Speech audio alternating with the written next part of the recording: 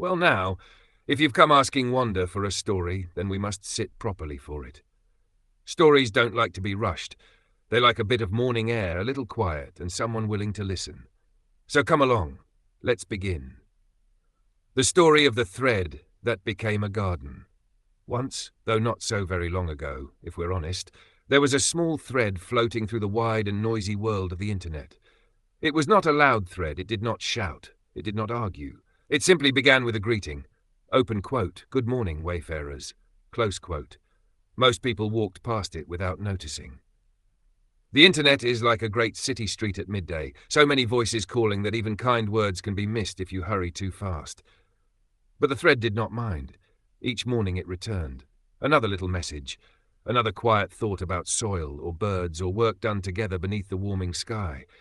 Day by day it counted the approach of spring. At first the thread was only a few words and a picture.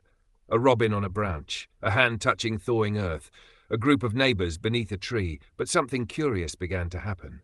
The thread began to grow, not with numbers or noise, the way most things try to grow online.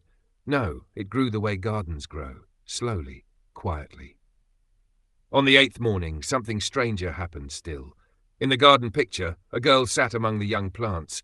A parrot watched from the branch above, and before her stood a boy made of light and memory.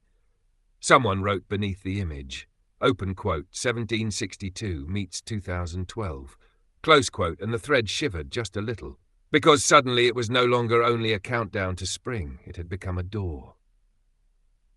Through that door walked many small things, birds remembering where to build, the earth remembering how to breathe, people remembering that work done together is lighter work, and sometimes, only sometimes, visitors arrived from somewhere else entirely. Children from other years, memories from other lives, hope from other seasons. You see, the thread had learned something important. Spring is not simply when the weather warms. Spring happens whenever people remember how to begin again. A garden knows this. So does a good story. And if you look closely at the thread now, you may notice something. It no longer belongs only to the person who wrote it. It belongs to anyone who pauses long enough to read. To anyone who plants something small. To anyone who believes that the world, no matter how cold the winter, always keeps a little room for the next season. And that, dear wayfarer, is how a simple thread on a quiet morning began turning, little by little, into a garden of its own.